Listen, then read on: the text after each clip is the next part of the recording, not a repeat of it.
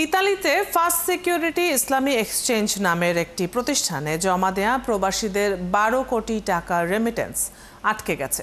এ বিষয়ে first security ইসলামী exchange কর্তৃপক্ষের সাথে একাধিকবার যোগাযোগের চেষ্টা করা হলেও তারা সাড়া দেয়নি। এদিকে এই অর্থ ফেরত দেওয়ার দাবিতে রোমের বাংলাদেশ দূতাবাসের সামনে অবস্থান কর্মসূচি পালন করছেন ভুক্তভোগী বাংলাদেশিরা। সমস্যার সমাধান না হলে দূতাবাস কর্মসূচি ঘেরাওয়ের ঘোষণা দিয়েছেন তারা। বিস্তারিত লাবণ্য চৌধুরীর রিপোর্টে।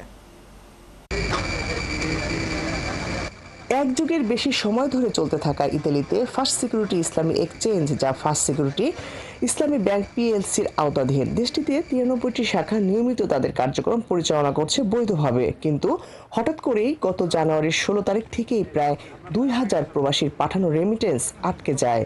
যার সুরাহা না হয় ভুক্তভোগীরা রোমস্থ বাংলাদেশ দূতাবাসের সামনে করেছে প্রতিবাদ ও অবস্থান কর্মসূচি।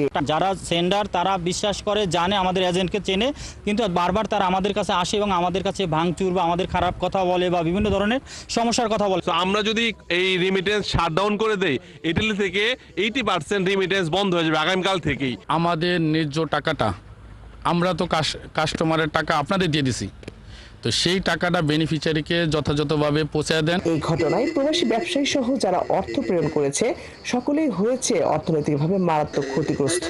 বাংলাদেশ ব্যাংকের যে প্রতিনিধি আছে, তারা যদি এটাকে যদি তাদের আমলে না নেয় বা এই সমস্ত প্রতারণা করে যদি পার হয়ে যায়, তাহলে আমাদের বাংলাদেশের রেমিটেন্স প্রবাহটা সবসময় কমে যায়। ফার্স্ট সিকিউরিটির মতো যদি এরকম করে, তাহলে অন্যান্য এজেন্ট যারা আছে, যারা কোম্পানি আছে, তাদেরও সমস্যা হইতেছে।